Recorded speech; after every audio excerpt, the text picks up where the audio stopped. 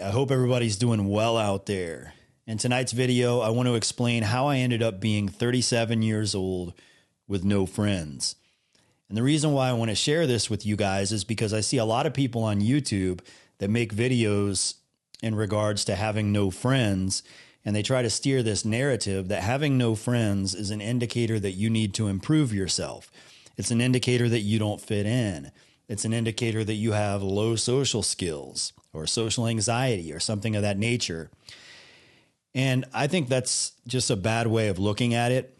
I just don't agree with that ideology at all. So anyways, I want to share my story with you guys. Now, I'll cut to the chase. The reason why I have no friends is because my 3 best friends are dead. You know, I can't self-improve my way out of that. There's no way to do it. So anyways, I grew up in Columbus, Ohio, had a big group of friends. You know, life was good, had a big family. Everything was fine. But by the time I finished high school and became an adult, my group of friends had shrunk down to 4. So there was 4 of us, but we were really good friends. We were like brothers. We had each other's backs. You know, if anybody tried to put a finger on my girlfriend or try to insult me behind my back, they would be there to shut it down immediately, as I would for them. You know, we were a very loyal, very tight group of brothers. Anyways, once we hit about the age of 20, we all had jobs, we had girlfriends, we had lives, and we kind of scattered around the country. One friend stayed in Ohio, one moved to Louisiana, one moved to California, and I moved to Oklahoma. And, you know, we went on with our lives, careers, girlfriends, some started families, you know, whatever. And that's normal. That's what you're supposed to do, by the way. You're supposed to become an adult, live an adult life. You know, you can keep in touch with some of your childhood friends, but you're supposed to have your own life. That's normal. But anyways, by fate, we'll call it, right around the age of 30, we all ended up being single again. I don't know what happened. We were all in long-term relationships, but somehow we all just, things didn't work out, right? We all ended up being single again. So we called each other up and we had decided that about a month from this day when we were talking on the phone, we were going to go on a road trip. So my friend from Ohio was going to drive to Louisiana, pick up the dude from Louisiana. They were going to come to Oklahoma. They were going to stay at my place for a couple days. Then we were going to drive to California out to my other friend's place.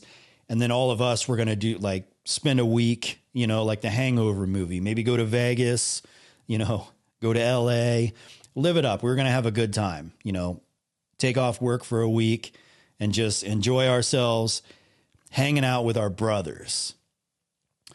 Well, before we got to go on that trip, my friend in California got hit by a train. I was trying to word this correctly. And when I say got hit by a train, you know, if you want to do the math, you would be able to see a train coming from quite a long distance away, right? So if you get hit by a train, you knew you were going to get hit by the train. I'm trying to refrain from using trigger words because anytime you talk about a subject like that, like there's people out there that have been through things. There's parents that come home from work. They find out that their kid has decided that they don't want to live anymore. So I'm trying not to use trigger words here for anybody, you know, just for the safety of people out there that are listening. So anyways, he got hit by a train. Unfortunate, like that, a crappy way to go, right? So we canceled the trip. And over the course of the next year and a half, my friend in Ohio and my friend in Louisiana both passed from substance abuse, which was odd because they were both educated, hardworking, career-oriented, you know, guys that seemed to have their heads on straight, and they lived in different states. You know, it's not, I don't know what the heck went on, but they got involved with some of the wrong stuff and they passed away. So, you know, over the course of a couple of years, I went from, you know, I was all happy and like, heck yeah, my friends are getting back together. We're going on this road trip. This is going to be so awesome. and then they're dead.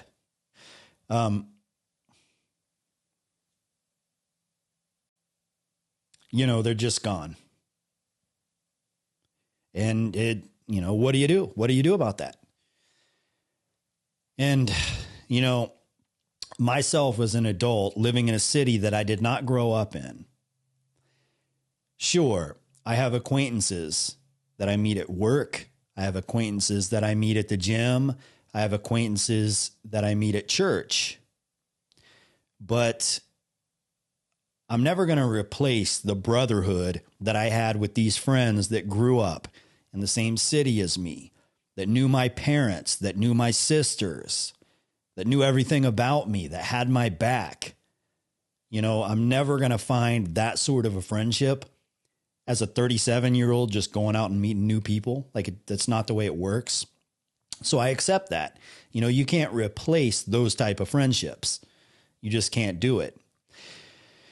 But, one thing about losing my friends that I learned that I will say helped improve me is before they passed away, I had a tendency to get angry very quick. I would fight people a lot. I was argumentative, but after they passed away, I guess I can get into the details of why they did what they did. I don't want to say that they did these things on purpose, but the one that got hit by the train, he had a baby, and the baby's mom ended up getting mad about some stuff and took him to court, and he was never able to see his kid. He was paying child support, and life just wasn't going good for him. So for whatever reason, he decided that getting hit by a train was less painful than not being able to see his child and the mother of his child. Okay. My other two friends, they were both going through girl problems, which led them to the substance abuse. And I don't make excuses for people that end their lives willingly. I don't think you should turn people into martyrs. I don't think you should celebrate that. But the one thing that I gained out of this was like, holy crap.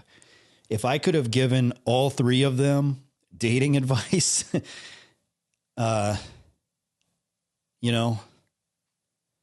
left.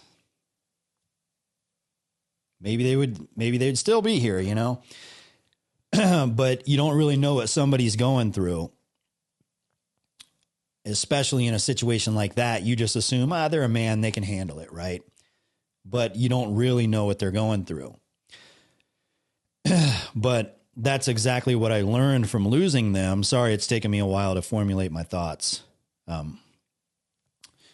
Anyways, after losing them, as I was saying, I used to be argumentative. I used to get angry. I used to fight a lot. But now when people are rude to me, when people are getting aggressive with me or being hateful towards me, I have this tendency to try to psychoanalyze them and try to, understand why they're being so negative, where these negative thoughts are coming from. And I always come to the conclusion that these negative thoughts are coming from something negative that they're going through. Maybe they're going through something that would make them rather get hit by a train than live. I don't know. So, that's the one benefit of losing them, is that they're always with me throughout life, because thoughts like that pop in my head. It's like, well, you couldn't reach them. It's too late. You didn't know what they were going through. You didn't help them. You couldn't help them. But there's all these other people in this world that maybe do need help, and it's not too late to help them. So I guess that's the one benefit of losing the friends and keeping them with me as I move on through life. Anyways, sorry, that was kind of long-winded. It's a personal subject that I don't talk about very often. But I understand that's my unique story, and people out there that don't have friends maybe don't relate to that. But one thing that you need to understand, and this is something that I understand, even if they were still alive, we probably would have grown apart.